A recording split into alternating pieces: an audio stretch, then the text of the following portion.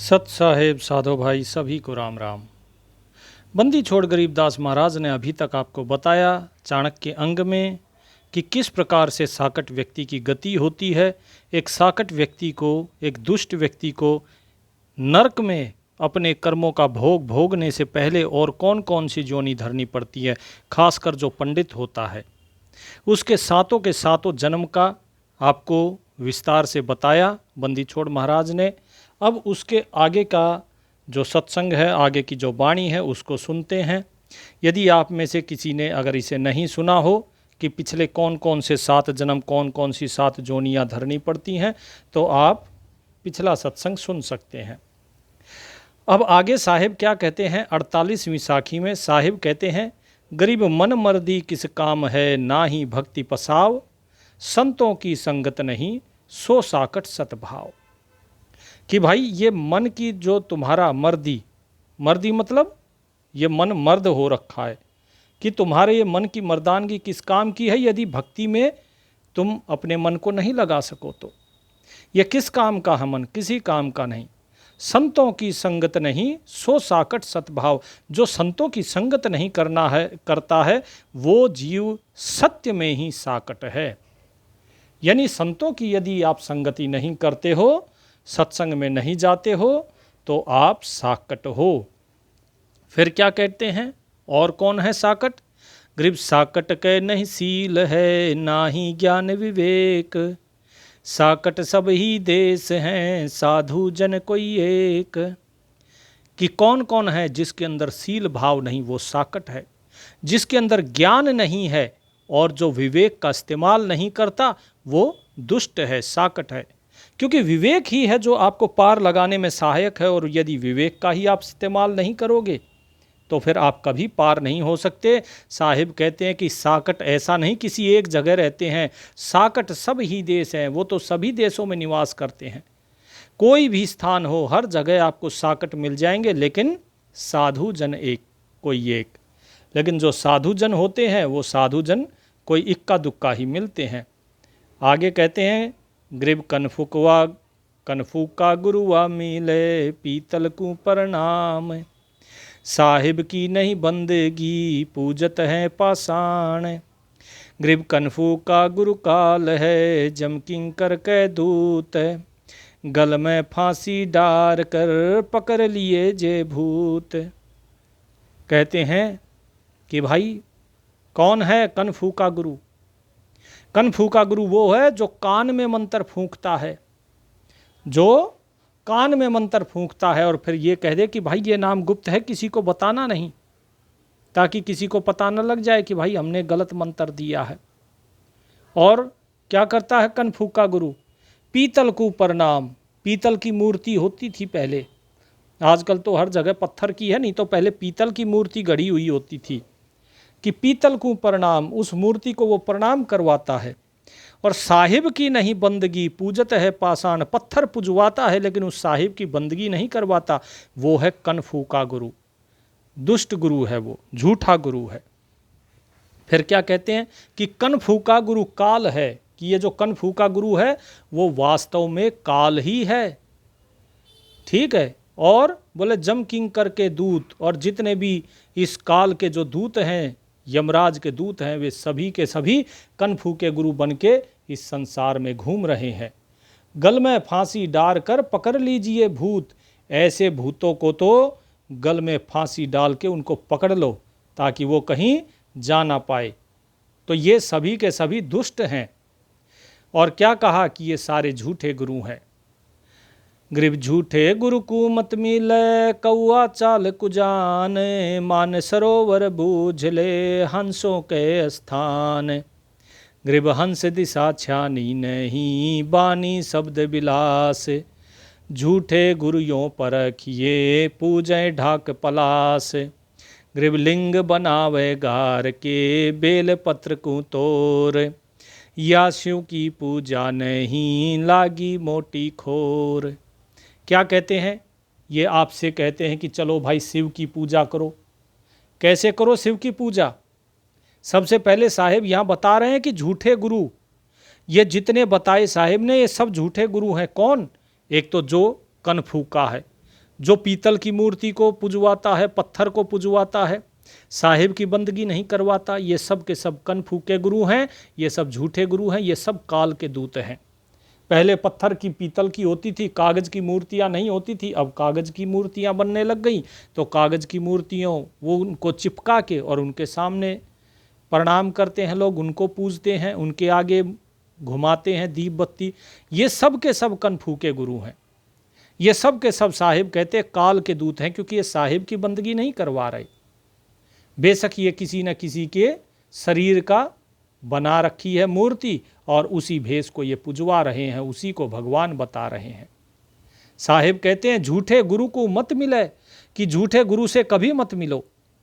कौवा चाल कुजान, वो कुजान है यानी गलत रास्ते पर जाने वाला, उसकी चाल कौवे की है, अर्थात दुष्टता की चाल है उसकी, कुटिलता है उसके अंदर। मान सरोवर बूझ ले हंसों के स्थान, भाई हंसों का जो असली स्थान है वो कहाँ है? बोले मान सरोवर, उसको खोजो, उसको बूझो। हंस दिशा छानी नहीं बानी शब्द विलास, झूठे गुरु यों परखिए पूजे ढाक पलास। कि भाई जो झूठा गुरु होता है उसको परखो, वो क्या करता है? ढाक पलास आदि इन सब को पूजेगा वो, ठीक है। क्या करेगा? और कि जो हंसों की दिशा जो है, कि हंस जो है वो किस गति को जाएगा, कैसे उसकी मुक्ति होगी, कहाँ उसका घर है, ये सब उन्हें नहीं पता होता। वो इन सब चीज़ों को तो जानते ही नहीं, ठीक है।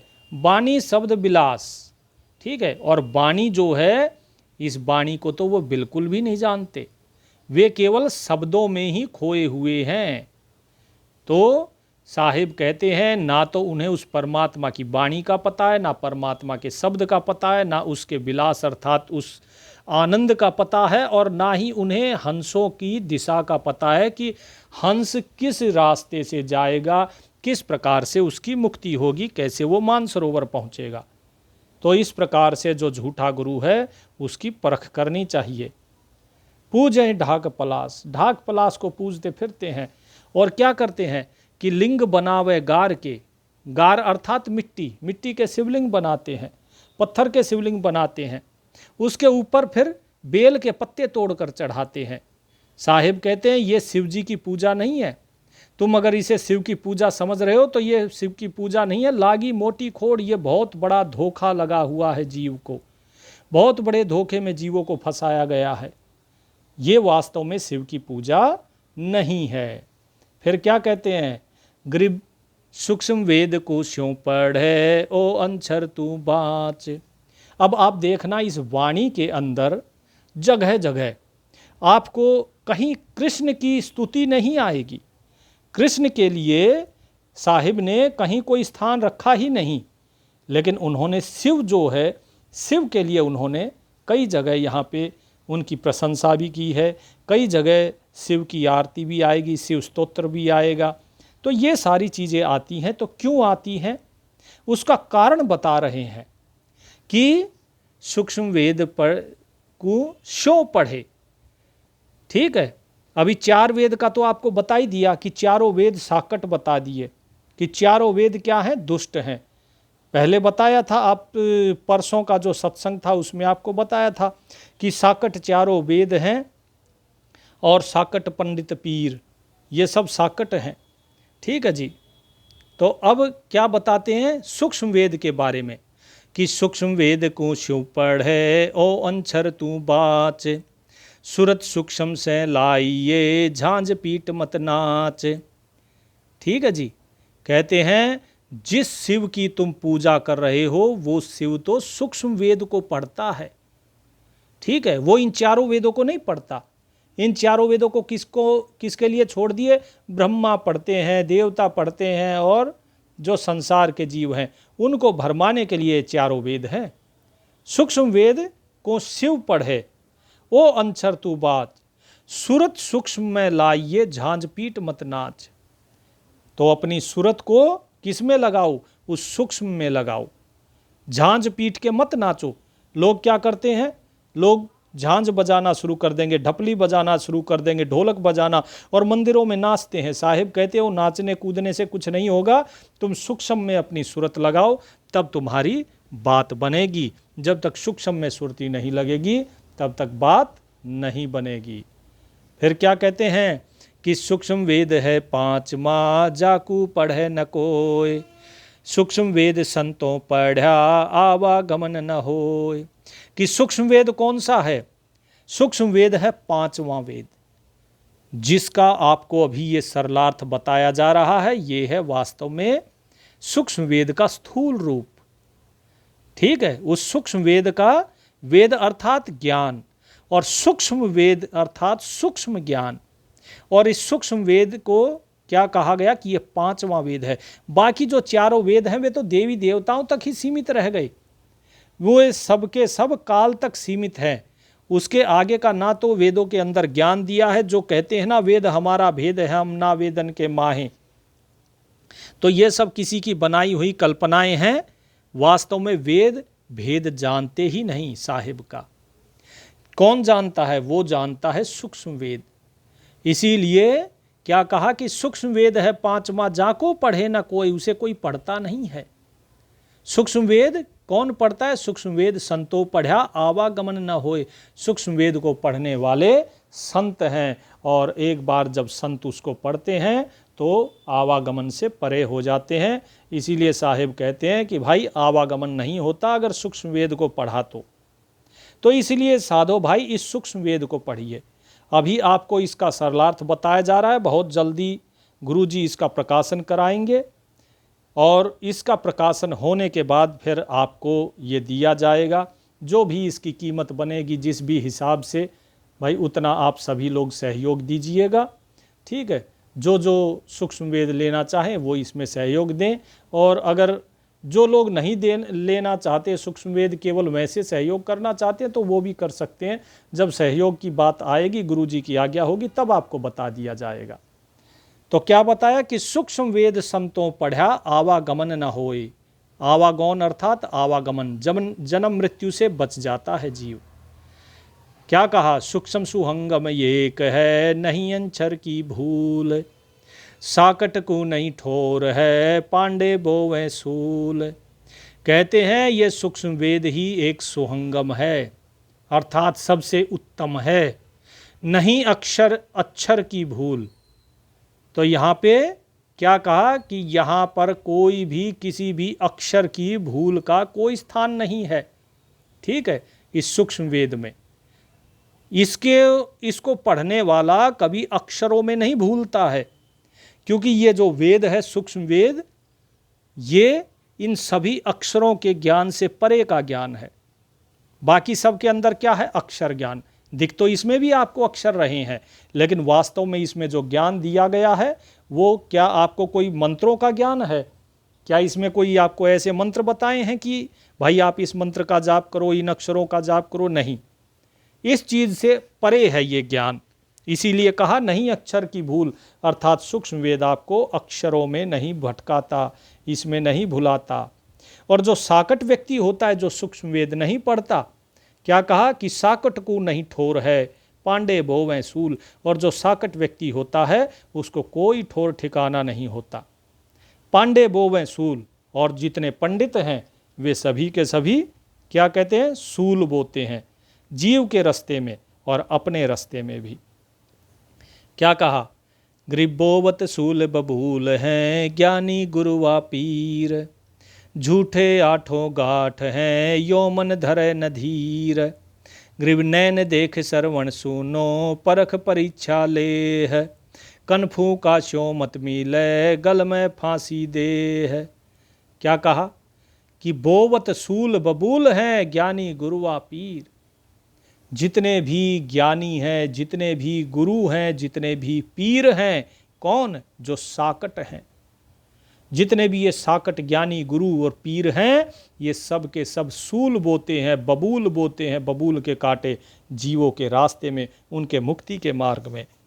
झूठे आठों गांठ हैं। आठों गांठ मतलब 8 जोड़ होते हैं इस शरीर के। नीचे घुटने से नीचे 1, घुटने के ऊपर 2, दोनों हाथों के 2-2, और ये जहाँ पर जुड़े रहते हैं कंधे के साथ, ये तो कुल मिला के 8 जगह से इनका जोड़ है। इस 8 गांठे बोले झूठ है, अर्थात इनका अंग अंग केवल और केवल झूठा है। इनका मन कभी धैर्य धारण नहीं करता। जो साकट व्यक्ति होता है उसका मन हमेशा अधीर रहता है, क्योंकि वो माया में फंसा है, वो संसार में फंसा है, उसे असली चीज का ज्ञान है ही नहीं। फिर साहेब क्या कहते हैं, नैन देख श्रवण सुने, कि भाई जब भी आप कभी भी किसी भी गुरु को अगर धारण करते हो तो क्या करो, पहले परीक्षा लो। परीक्षा कैसे लेनी है? क्या परीक्षा ऐसे लेनी है कि उसको कितना ज्ञान है कितना नहीं? नहीं, ये देखो कि वो किस प्रकार का ज्ञान दे रहा है। क्या वो मूर्ति पूजा का ज्ञान दे रहा है कि या वो परमात्मा के सुमरन का ज्ञान दे रहा है? यदि वो मूर्ति पूजा का ज्ञान दे रहा है तो समझ लो वो गुरु झूठा है, और यदि कोई आपको परमात्मा का ज्ञान दे रहा है तो समझ लो वो गुरु आपका सच्चा है। क्या कहा, नैन देख श्रवण सुने, कि आंखों से देखो, कानों से सुनो और परखो और परीक्षा लो। कन फूका गुरु जो होता है उससे हमेशा दूर रहो, उससे कभी मत मिलो, अन्यथा गल में फांसी दे, वो तुम्हारे गल में काल की फांसी डाल देगा, फिर आप काल के जाल में फंस जाओगे। क्या कहा, गरीब जनेऊ नहीं जन्म का, टीका काढ़े नाक, कनफू का कौआ भय, खात मींड की साख, गरीब तागे तंत पिछान क्या, भर्म भीत बड़ ओट, जुग जुग जम्बुक कीजिए, कीन्हे बहु विधि खोट। कि भाई ये जितने भी हैं ना, ये सब के सब ये जनेऊ धारण करते हैं। साहेब कहते हैं जनेऊ क्या जन्म से थोड़े ही ना था, जनेऊ इन्होंने स्वयं धारण किया, परमात्मा ने जनेऊ नहीं दिया। नाक तक, माथे से लेकर और नाक तक ये टीका लगाते हैं, परमात्मा ने तो टीका लगा के नहीं भेजा। बोला ये सब का सब जो भेष बनाया है ये सारे के सारे कनफूक के गुरु हैं, और ये सब के सब क्या बनेंगे, कौआ। ये सब कौवे बनते हैं, खात मींड की साख। जैसे कौआ जो है ना हमेशा क्या खाता है, मेढक खाता है ना, जो गंदगी होती है उसे खाता है कौआ। तो साहेब कह रहे हैं कि ये सभी भी इसी प्रकार गंदगी खाते, ये परमात्मा के रास्ते पर नहीं चलते। तागे तंत पिछाण क्या, बोले जो तागा, तागा अर्थात धागा, कि जो धागे का जनेऊ है उससे क्या कोई पहचान होती है क्या? उससे कोई तंतु से या धागे से कोई पहचान नहीं होती। भर्म भीत बड़ ओट, ये लोग उस धागे को डाल के कहीं भी जाएंगे, कोई नित्य कर्म करेंगे, कान के लपेट लिया। क्यों भाई, कान के लपेटने से क्या उसमें बदबू नहीं जाएगी? क्या नहीं जाएगी? साहेब कहते ये केवल और केवल भ्रम की दीवार खड़ी करते हैं, और उस भ्रम की दीवार के ओट में ये अपना व्यापार चलाते हैं। साहेब कहते हैं जुग जुग जम्बुक कीजिए, कीन्हे बहु विधि खोट, ये सभी के सभी युगों युगों तक गधे बंदर ये सब बनेंगे। कीन्हे बहु विधि खोट, क्योंकि इन्होंने बहुत खोटा किया है, बहुत इन्होंने गलत किया है, इस समाज के साथ, लोगों के साथ धोखा किया है। क्या कहते हैं आगे, कि तेली बैल बिलाव होई, मंजारी के पूत, पकर ऊन रे खात हैं, धर्मराय के दूत। कि भाई ये सभी के सभी क्या बनेंगे, तेली के बैल, तेली के बैल बनेंगे। जैसे तेली का बैल होता है कोल्हू में चलता रहता है, वो घर नहीं पहुंचता, वो सुबह भी वहीं पे चलता है, रात तक वहीं चलता है, फिर खोल दिया जाता है, अगले दिन फिर से उसी कोल्हू में ही चलता रहेगा और वहीं पे तेल निकालता रहेगा, घूमता रहेगा। इसी प्रकार ये सभी के सभी तेली के बैल बनेंगे। और क्या बनेंगे, बिलाव, ठीक है, और क्या बोले मंजारी के पूत, और मंजारी होती है बिल्ली, बिल्ली के बच्चे बनेंगे ये सब, अर्थात बिल्ली बनेंगे। और क्या कहा, बोले पकर ऊन रे खात है, ऊन रे अर्थात चूहे। जिस प्रकार बिल्ली चूहों को पकड़ पकड़ के खाती है, धर्मराय के दूत इसी प्रकार धर्मराय के दूत इन सभी को पकड़ पकड़ के खाएगा।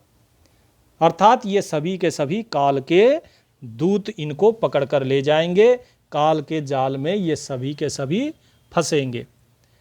फिर क्या कहते हैं, गिरिवराज द्वारो जाए कर बाँचे गरुड़ प्रेत, साहिब की नहीं बंदेगी सूख्या सारा खेत, गिरिराज दुआरो जाए कर बाँचे गरुड़ परेत, साहिब सुमरन है नहीं छूटेंगे किस हेत। कहते हैं ये सभी के सभी राजद्वार जाते हैं, राजाओं के पास जाते हैं, बड़े बड़े जो मंत्री संतरी हैं उनके पास जाते हैं, और क्या बाँचते हैं? बोले बाँचे गरुड़ प्रेत, गरुड़ पुराण बाँचते हैं ये। ठीक है, बोले जी देखो गरुड़ पुराण में ऐसे लिखा है, फलाने में ऐसे लिखा है, इस प्रकार ये पढ़ाते हैं उनको।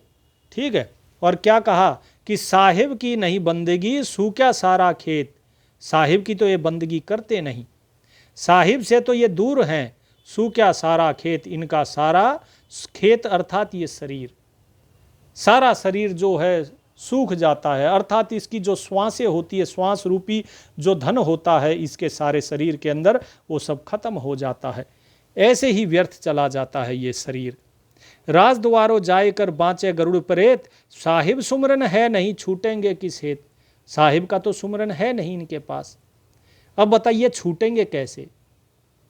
छूटेंगे कैसे? छूटने के लिए जो साहिब का सुमरन चाहिए था वो तो इन्होंने किया नहीं, और इसी प्रकार ये दूसरों को भी नहीं बता पाएंगे जब इन्हें खुद ही नहीं पता है। तो जो इनके चक्कर में पड़ा वो स्वयं भी फंसेगा और ये आप तो फंसेंगे ही फंसेंगे।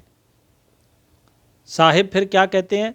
पारा इन करते फिरें घर घर बार गवार, जीव मुक्त क्यों होएंगे आप नहीं दीदार।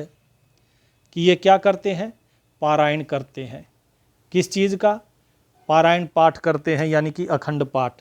अब अखंड पाठ एक नहीं होता, अखंड पाठ कहीं सत्यनारायण की कथा चल रही है, कहीं गरुड़ पुराण का चल रही है, कहीं किसी चीज़ की, कहीं किसी चीज़ की, यानी कि ये अलग अलग कथाएं करते फिर रहे हैं, अलग अलग प्रकार के ये पारायण पाठ करते हैं। साहिब कहते हैं इन पारायण पाठों से बात नहीं बनती है भाई। ठीक, घर घर बार गवार, ये सारे जो गवार हैं ये पारायण पाठ करते हैं किसका? इन पुराणों का। साहिब कहते हैं जीव मुक्ति क्यों होएंगे आप नहीं दीदार। अरे भाई तुम पारायण पाठ तो करते हो, लेकिन एक चीज़ बताओ, ये जीव तुम्हारे इस पारायण पाठ से कैसे मुक्त होंगे जब तुम्हारा खुद का ही दीदार नहीं हुआ है। जब तुम खुद दीदार नहीं कर पा रहे हो तो दूसरे को दीदार कैसे कराओगे। तो इसीलिए साहिब कहते हैं ये सब का सब झूठा खेल है, इससे दूर रहो। फिर क्या कहते हैं कि सुखदे पारायण किया परीक्षित चढ़े विमान। कि पारायण किसने किया था? पारायण करा था सुखदेव ऋषि ने। सुखदेव मुनि जो थे, अब सुखदेव मुनि को आप जानते ही हैं, गर्भ योगेश्वर थे, जनक जी को गुरु बनाया और स्वयं वे अपने स्वयं की उन्होंने मुक्ति करवाई। गुरु बना के जनक जी को वो सत्य रास्ते पर चले, उस साहिब का दीदार किया। और जब परीक्षित की बारी आई और ये कहा गया कि भाई परीक्षित 1 हफ्ते में 7 दिन में तुम्हारी मृत्यु हो जाएगी, तो उन्होंने 7 दिन क्या कहा कि भाई हम जो है अब परमात्मा का सुमरन करेंगे, ये 7 दिन मेरी एक एक सांस उसमें जानी चाहिए।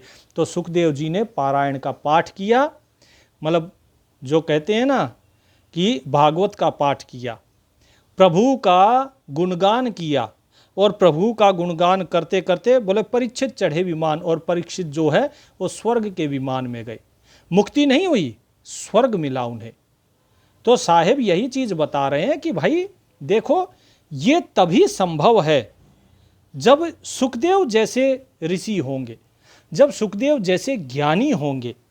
लेकिन यदि आप ये सोचते हो कि नहीं जी कोई भी व्यक्ति जो कन फूके गुरु हैं ये पारायण पाठ कर दे, आजकल दुनिया भर के बैठे हैं ना जितने भी कथावाचक हैं, पहले ये कथा करते थे, हमें भी आप कथावाचक में ही लीजिएगा, क्योंकि हम भी केवल कथा ही तो बाँच रहे हैं। बस फर्क इतना है कि वो काल के दूतों की कथा बाँचते हैं, हम साहिब के अवतार की कथा बाँचते हैं। हम सूक्ष्म वेद बता रहे हैं और वे बाकी संसार की चीज़ें बताते हैं, ये फ़र्क है। अन्यथा हम भी वही हैं, कथावाचक ही हैं। तो कहते हैं कि जब सुखदेव जैसे गुरु मिले और उन्होंने पारायण पाठ किया, तब परीक्षित जी जो हैं वो स्वर्ग के विमान पे चढ़े। बोले सतगुरु साहीदार हैं भय अमर स्थान। और जब सतगुरु जो हैं, सतगुरु उनके साहीदार अर्थात साथी बने, तो क्या हुआ, गए अमर स्थान, फिर वो अमरपुरी गए। तो सुखदेव जी ने क्या किया, सुखदेव जी ने उनको स्वर्ग तक पहुंचाया। लेकिन सुखदेव मुनि जो स्वयं परमात्मा का दर्शन कर चुके थे, ऐसे गुरु जब मिले तो परीक्षित जी फिर आगे सतगुरु के संग में होकर और आगे गए। तो सतगुरु का दर्शन उसे ही होता है जो सच्चा गुरु धारण करता है। उसका गुरु अच्छा सच्चा होना चाहिए, तभी आप अमरपुर स्थान में जा पाओगे, अर्थात सतलोक जाओगे। फिर क्या कहते हैं, गरीब पापी पंडित पीड़ क्या, डूबे लालच लोभ। बोले पंडित और जितने भी हैं जो स्वयं को गुरु बनाते हैं बड़े बड़े, बोले ये सब किसी काम के नहीं, ये तुम्हारी पीड़ा नहीं समझते, उस परमात्मा से बिछड़े हुए तुम्हारी इन जीवों की पीड़ा नहीं समझते। डूबे लालच लोभ, ये सब तो लोभ और लालच में डूबे हुए हैं। इनको तो धन चाहिए, इन्हें दान चाहिए, इन्हें शिष्यों की आशा है। क्या कहते हैं, दोनों जमपुर जाएंगे सुख दे बाचा शोभ। सुखदेव मुनि जी भी यही चीज कहते हैं कि भाई जितने भी हैं ये सब के सब दोनों यमपुर जाएंगे। कौन, पापी भी और पंडित भी। पापी जीव कौन है, जो पंडित को अपना गुरु धारण कर लेता है और जो लालच और लोभ में डूबे हुए हैं। अब आगे क्या कहते हैं, ग्रीव सुख दे शंकर पूछ ले, पूछो नारद व्यास, सनकादिक चारों कहें पंडित गए निराश। कि भाई तुम सुखदेव मुनि का प्रमाण ले लो, स्वयं शिव जी का प्रमाण ले लो, आप नारद जी से पूछ लो, व्यास जी से पूछ दो, सनकादिकों से, चारों जो सनकादिक, सनक सनंदन सनत कुमार आदि जो हैं, इनसे पूछ लो, ये भी यही प्रमाण देंगे कि सारे पंडित निराश गए, कोई पंडित न पार होता है ना किसी को पार करता है। फिर क्या कहा कि ग्रीव लेने ही की बान है, नामन देहि दान, ऐसे साकट जानिए जन्म धरत हैं स्वान। ग्रीव पर्दे भी रहत है, ड्योढ़ी लगती बार, गात उघाड़े फिरत है, सो सुन ही बेजार। कहते हैं कि भाई इनकी जो आदत होती है, बान होती है, वो सिर्फ लेने की होती है। ये जितने पंडित हैं ये हमेशा लेने के लिए ही लगे रहते हैं। कभी भी आप देख लेना, हमेशा इनका एक ही चीज़ रहेगी कि किसी प्रकार हमें कुछ मिल जाए। ये बच्चा पैदा होगा तब भोग लगाने आ जाएंगे, कोई मरेगा ये उस पर भी भोज लगाने आ जाते हैं, 13वीं का भोजन करते हैं। हर चीज़ में इनको अपना पेट भरना है, तीर्थ व्रत कुछ भी हो इन्हें अपना पेट भरना है। साहिब कहते हैं ये कभी किसी को नाम नहीं दे सकते, नाम तक नहीं दे सकते। क्यों? क्योंकि इनके स्वयं को ही उस नाम का पता नहीं, तो देंगे कहाँ से। तो आखिरी में क्या बोलते हैं, बोला भाई राम राम जपा करो, कृष्ण कृष्ण जपा करो, हरे कृष्ण जप लो, हरे राम। तो साहिब कहते हैं कि भाई ऐसे साकट जानिए जन्म धरत है स्वान। ये सभी के सभी जो हैं ये साकट हैं, सबको कुत्ते का जन्म धारण करना पड़ेगा। और रही जो औरत की बात अब, कि पर्दे बीबी रहत है, ड्योढ़ी लगती बार, गात उघाड़े फिरत है, सो सुन ही बेजार। कि इसी प्रकार जो पंडिताइन है, पर्दे बीबी रहते हैं, अर्थात इसकी जो पत्नी है पंडित की, पंडिताइन, वो भी क्या है, वो भी ड्योढ़ी पे खड़ी रहती है, इंतजार करती रहती है कि कुछ आएगा, क्या लाएंगे, आज पता नहीं क्या भोजन में मिलेगा। तो साहेब कहते हैं वो गात उघाड़े फिरत है, कि उसको क्या बनना पड़ेगा, सुन ही अर्थात कुतिया, उसको भी कुतिया बनना पड़ेगा, सो सुन ही बेजार। और वो इस जगत के अंदर गात उघाड़े बिना कपड़ों के घूमेगी, जैसे कुतिया घूमती है। उसकी पूंछ जो है उसकी इज्जत को नहीं ढक पाएगी। इस प्रकार की वाणी यहाँ साहिब बताते हैं। बोले ये पर्दे की सुंदरी सुनो संदेशा मोर, गात उघाड़े फिरत हैं करे सरायो शोर। कि भाई जो पर्दे में रहने वाली ये सुंदरियां हैं, अब संदेशा सुन लो हमारा कि ये सभी के सभी इसी प्रकार कुतिया इनको बनना पड़ेगा। गली गली में ये कुतिया बनती हुई, शोर करती हुई, करे सरायों शोर यानी भौंकती भौंकती फिरेंगी। इनको कोई मुक्ति नहीं है। तो ये जीव का जन्म बता दिया, स्त्री के लिए भी बता दिया, पंडित के लिए बता दिया, पंडिताइन के लिए बता दिया, किस प्रकार से एक झूठे गुरु को आप एक जो साहिब ने बताया कनफू का गुरु, उसकी पहचान कैसे करेंगे, वे सारी बातें साहिब ने यहाँ पर खोलकर बताई हैं। उम्मीद करता है कि आपको भेद समझ आया होगा। गुरुदेव की कृपा सब पर बरसती रहे। सत साहिब। यदि आप में से कोई जीव, कोई भी भगत जी हमारे साथ जुड़ना चाहते तो वीडियो के डिस्क्रिप्शन में व्हाट्सएप ग्रुप का लिंक है, उस ग्रुप में जाइए, ग्रुप में जुड़िए, ग्रुप में मैसेज कीजिए।